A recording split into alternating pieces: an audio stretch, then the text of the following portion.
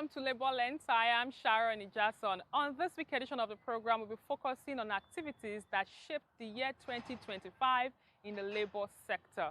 We also have news stories for you. We will be right back.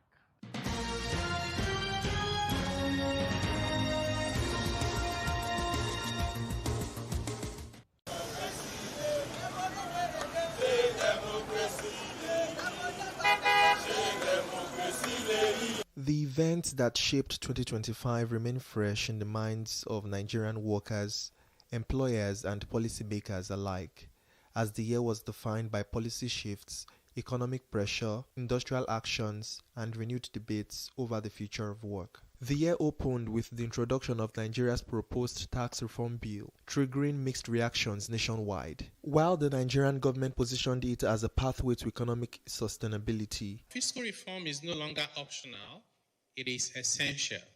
This tax reform is not about raising rates. It is about fixing what is broken with our tax system. And nowhere is this more important than at the subnational level, where government meets citizens most directly. Also in January, the Nigeria Labour Congress deployed government-donated CNG buses across Nigeria to reduce transportation costs for workers following the fuel subsidy removals. Once in a week, when I'm going, I'll enter this one, but when I'm coming because of the load, I'll enter another one. Because this one cannot carry load. I used to carry a lot of farm when I'm coming back. I prefer the other one to help me to carry the load. What's the pricing like? How much is it? Before it's 12,000 in Christmas time, but now it's 8,000 because it's cheaper and it's okay. In February, tensions escalated over a 50% telecommunications tariff hike. Nigerians pushed back, demanding a downward review. Following an emergency meeting of its National Administrative Council, the NLC fixed February 4 for a nationwide strike to protest the hike approved by the Nigerian Communications Commission. NLC is the largest organization in the whole of Africa, and there is no consultation of stakeholders that does not include us that will stand.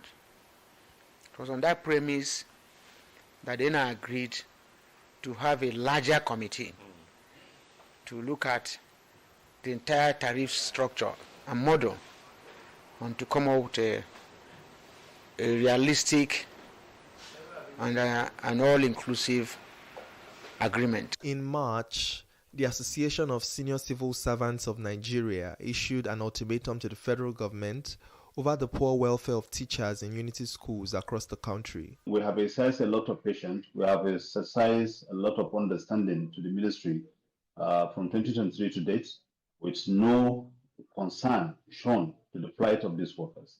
That is why we decided to give them this avenue by giving them this ultimatum of 21 days within which to come to round table to discuss issue or in order to address the issue once and for all. Nigeria also welcomed the Director General of the International Labour Organization, Gilbert Humbo, whose visit underscored Nigeria's relevance in global labour conversations. In an exclusive interview with Labor Lens, Humbo stressed the need to reduce inequalities through balanced labour policies, while acknowledging Nigeria's contributions to the ILO agenda. We talk about the courageous decision from an economic standpoint that the government has to make to correct what all that were seemed to be imbalanced from an economic viewpoint. Then with that, the serious concern by workers, by trade unions, about the severe impact on those decisions on the cost of living. And that cost of living, we know, already was a problem in the whole world, not just in Nigeria, but you could feel in the inflation. And so the need to balance the economic measures and ensuring that the inequalities are not increasing, that the workers still have a minimum living wage is become a serious matter. In April, attention shifted to tertiary institutions. The Non-Academic Staff Union of Universities, NASU, raised concerns over the poor funding of universities. NASU's General Secretary, Peters Adeyemi, called for a unified academic calendar, payment of earned allowances, and settlement of long-standing arrears. May Day 2025 took an unusual turn. The NLC cancelled Workers' Day celebrations nationwide in protest against the state of emergency declared in Rivers State following the suspension of its governor for 6 months. Amid renewed calls for wage reviews, the chairman of the House of Representatives Committee on Labour and Employment, Honorable Adegboyega Adefarati, told Labour Lens that Labour would have to wait until 2026 when the minimum wage becomes due for review, emphasizing the lawmakers' role as mediators between Labour and government. In June, Nigeria joined global labour leaders at the 113th International Labour Conference in Geneva, Switzerland. Key outcomes included the adoption of the Convention on Biological Hazards in the Workplace, alongside frameworks for emergency preparedness and response. Back home in July, the Nigeria Social Insurance Trust Fund, NSITF, disclosed that it had disbursed over 172 million naira to victims of workplace accidents under the Employees Compensation Scheme, highlighting growing attention to occupational safety. It's possible to have fair ethical recruitment on the continent if all parties or stakeholders align to the process genuinely.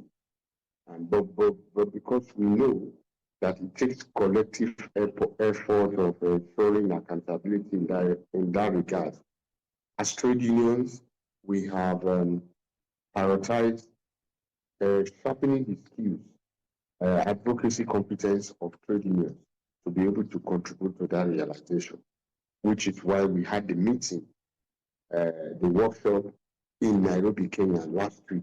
August focused on economic diplomacy as Germany expressed readiness to intensify trade relations with Nigeria, reinforcing the country's stake in the global economy. Nigeria is one of the biggest players on the continent.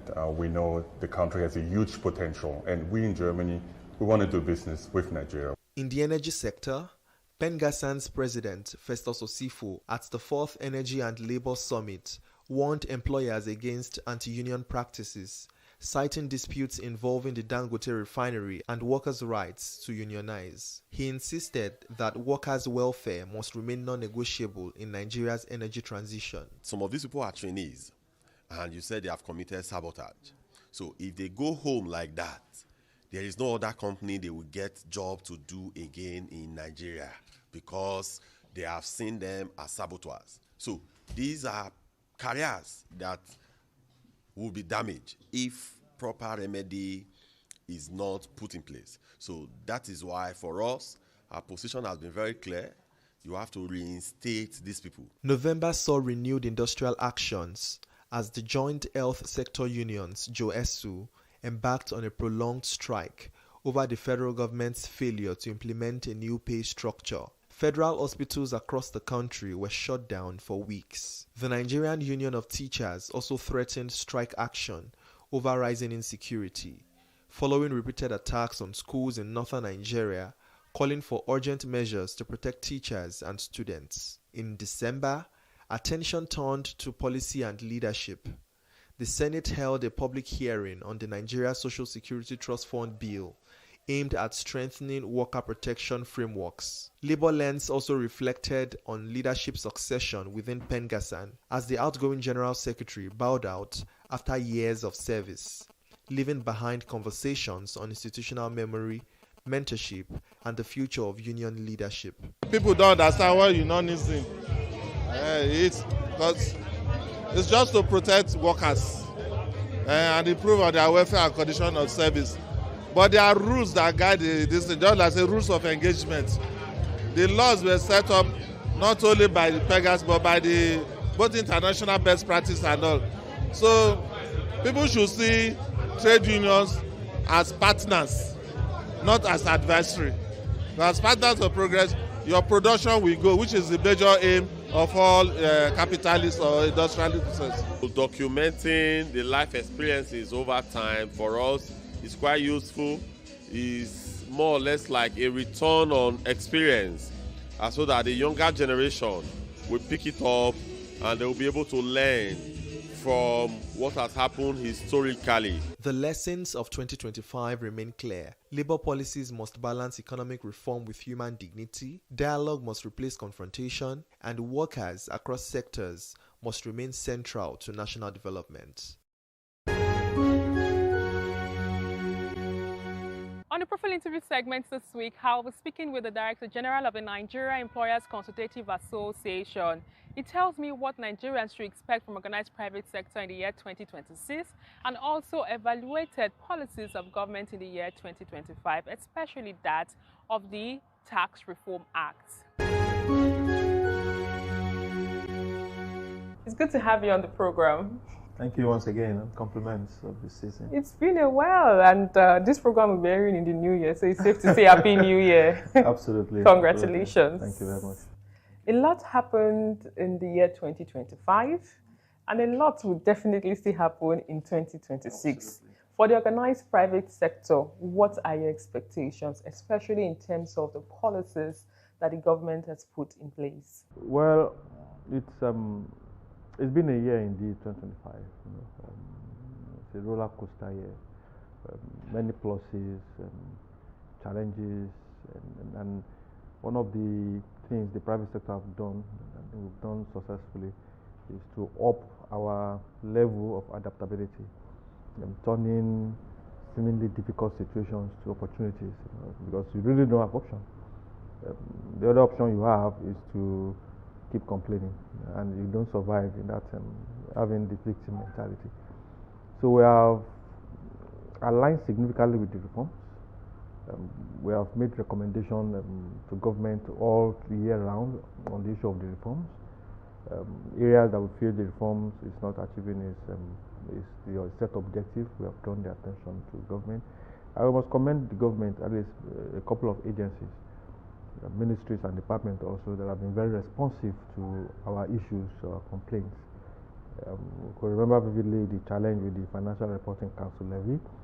The Ministry of Industry and Investment took it up, PEPEC took it up, political stakeholders took it up, and the President magnanimously rose up and ordered the suspension of that levy. The customs and 4% FOB levy was also what we also raised concerns about. It's less about profit maximization. For us, it's more about the overall economic objective of this country. And government cannot be generating humongous revenue while its own overall economic objective of increasing GDP, having a sustainable private sector that can create jobs, and having in the context of creating jobs, you also reduce the incidence of insecurity. So you can't blind your eyes to those key issues and focus on revenue. And government also responded positively to many of those challenges. So we are looking for 2026. We hope the reforms will bear more fruits. The stability that we have witnessed, I think the vagaries, the inconsistencies in macroeconomic issues that we've seen in the earlier part of 2024, early 2025, and towards the end of mid 2025 and late 2025, there seems to be some macroeconomic stability. So we are hoping that in 2026, the gains of macroeconomic will trickle down to the microeconomy, where the citizens will now start feeling the positives of the government's activities. It's 2026, and not just for the organized private sector. Talking about reforms, one particular topic or issue is what is going to frame at least the better part of 2026, which is the tax reform. What is the organized private sector's position as regards the tax reform? Is it a welcome development? What are your observations? We've seen at play the massive potential of the social media to shape conversation, to sell a narration. And as someone said, what you listen to, feeds your soul and influences your perception. So if what you are listening to is erroneous, progressively it starts making sense to you. And that's what we've seen on the issue of the tax reform. We understand that there are a lot of antagonists to the reforms from beginning. So it wasn't a matter of what was gazetted, wasn't what was passed. It was the offensive against the tax reform started from the first day. So we will not play into the hands of people we call the fifth columnists. That want to drag the system back. So there are inconsistencies which is expected, provided once humans are involved in anything. You always find mischief. You always find deliberate or unintended sabotage. It's expected once humans are involved in the crafting, in the finalization, or the admin process that will lead to the whole package. So we understand that, but that is not sufficient enough for us to remain in Egypt. So for us, for the private sector, and because we're also represented in the presidential committee, the Manufacturers Association of Nigeria, the DG represented the organized private sector in the committee, and we align with the work of the committee. The presidential committee chairman, Taiwo Udele, has earlier expressed concern as per the process, and we all know that, look, a bill moving from our experience, we have the labor bills, we have the OSH bills, so many bills that we have seen that move from one point to the other, and you realize that things change as it moves from one office to the other. And that was one of the reasons why we insisted, the social partners insisted, when the last Minister for Labour, Dr. Gige, said FEC has approved the labor bills. And the social partners, we insisted that, look, we need to see what FEC approved to be sure that what we discussed is the same bill that FEC approved, because we know a lot of things can happen in between. So it wasn't surprising when this happened, but the Senate has taken a decision for it to be registered. So let's start the process. The provision for amendment is always there. So when we realize certain things are not the way it should be, then we should initiate the process of the amendment. But we align with the Presidential Committee on Fiscal and Tax Reforms, and kudos to the work they've done in the context of engagement, sensitization. We've not seen that before in this country. For a piece of reform to experience that kind of engagement, it's unprecedented. Talking about engagement, what role has NECA been able to play in terms of enlightening its members as regards the benefits of the tax reform? Well, I will say this openly and also treat it as a challenge to the chairman of the FRS, Gosak, that Gosak, he has not engaged. He has not really engaged us constructively. All the engagement we've had is with the Presidential Committee, and up till 9th of December, we still had a knowledge sharing session between the private sector and the Presidential Committee. We call it the night before the implementation of the reforms, and it was a massive engagement with close to 1,000 employers on the call, on the Zoom call, listening to what are the real issues, what are the changes, what should we expect from the chairman of the Presidential Committee. So we are hoping in January, during the implementation, the FRS that will have been christened by January will be more responsive to the private sector, because the reality is this, and this is to Dr. Sak. The private sector is the most critical stakeholder in this whole context, and the chairman cannot sit down in his office and expect things to work or to fly the way it is. We've been responsive, we've been cooperative, but the chairman must also extend his hands to the private sector and come and engage. Not the Presidential Committee chairman or the committee doing the engagement or people doing the engagement for them. He needs to speak to the private sector. And when we talk about the private sector, we are talking about the organized private sector, not a collection or a group of individuals that are business owners and we continue to tag them private sector.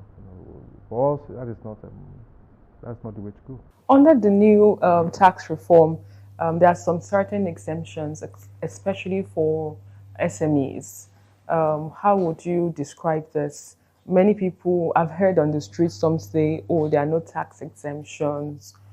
Do you think this is an misinformation for those that really matter? As a representative of the organized private sector, we know that a large number of employers fall between the brackets of SMEs. A few days ago, I posted something, on one of our platforms, and one of my colleagues had to draw my attention to it that, PG, you have to cross-check this post again. And that is how organized the group that is poised to misinform, how organized they are. And I think we are happy that the presidential committee also has come up with its own response, training content developers as volunteers to also continue to create content, positive content, as per facts and the myth, facts and the realities of the task force. They're also engaging in that aspect. But there are exceptions for SMEs. In fact, the tax reforms creates opportunities for SMEs to grow. Because globally, without the SMEs, we can't go anywhere. The biggest of the transactions happen in the SME space, happen in the informal economy. And the tax reform, the tax reforms itself has given many opportunities, tax rebates, exceptions, concessions to SMEs so that I can allow SMEs to grow. Same thing for employees and same thing for businesses. I think the most important thing for us, and this is a challenge for Nigerians as it were, is that let's not allow the prophecy or the saying that if you want to hide something from a black man, write it in a book. A black man, we don't read. Let's not allow that myth to continue to sabotage us. Everybody, small business owners, everybody should take time to read the content of the reforms, especially as it concerns your business, because on the long run, it's going to affect all of us. So if you are not careful, you will have been sold a dummy, by mischief makers who will come as consultants and want to sell certain misconceptions to you so that they can profit from your ignorance. So beyond what we say, I think it's also important for everybody to grab a copy of the true gazetted copy. I said true. Draft or second draft or final draft. The one that will be regazetted now, so that you can have a glimpse of what are the real issues as it affects you as an individual, and it affects the ecosystem where you are going to operate. But for us, I think it's a positive step, and it's a positive step in the right direction, the tax reforms. But since there's still going to be a regazetting, or I don't know if it's regazetted form or reform information, don't you think we're in a hurry? Owing to the fact that even at the National Assembly, they've already mentioned that there should be a pause while we understand which is the real document that will be the guiding principles of the law. If there's a committee of the National Assembly that was established to check, established to check what happened really, and check what are and the protagonist that raised the issue probably will have done the thorough job in identifying those areas, which makes it easier to identify, okay, let's compare this section to this section, and which makes it a bit easier to run. But we would rather say we start implementation of those areas that are not contentious, while they deal with those areas that are contentious. And if the protagonists have done a good job of identifying those areas, so it's a matter of checking what happened in transit, in the value chain of the bill and the gazetting, and then do your amendments and do your gazetting. It shouldn't take, if the National Assembly were magnanimous enough to change the national anthem and national pledge in a day, then something as fundamental as the tax reform gazetting shouldn't. Okay, good response. But looking at the fact that you're representing the organized private sector, and we have people that do businesses locally, and we also have foreign investors that might be interested in doing business in Nigeria. Do you think the tax reform law would attract investors? Yeah, we think it. We think it will. For businesses, there's the company income tax, the context of the withholding tax, so many contexts within the context of our direct implication on organized private sector. I think it makes it a bit easier for the operationalization makes it a bit easier, and then the appeal process also gives some level of confidence within the operation of the tax reform. So for us, we think fundamentally, I said there might be sections, there might be subsections that are still a bit contentious, but you have to know the depth of the river. You have to at least put one leg. Probably you don't put the two legs, but let's start. And the committee is quite open to engagement, and I believe strongly with the personalities driving this process. They are also conscious that they are not numero uno in the context of knowledge. So as we approach implementation, as we approach those issues, definitely we'll be addressing them. And the chairman also made a commitment in the last meeting we had on the 9th, the KSS. In fact, we've already opened an email, tax reforms, NECA/tax reforms at neca.org.ng, that all businesses will publicize the email in January again. And if you have any specific issue as per the tax reforms that directly affect your business, or there's no clarity and you need clarity, send all those requests to that email, and we'll collate and escalate to the committee, and definitely they will give us response.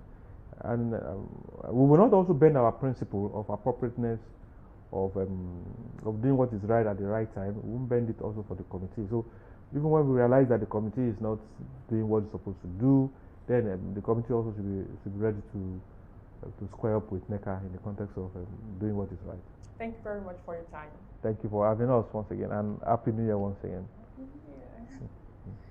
And that's all we can take on today's edition of the program. Join us next week for a fresh edition of the show. I am Sharon Ijason. Thanks for watching, and remember that labor creates wealth.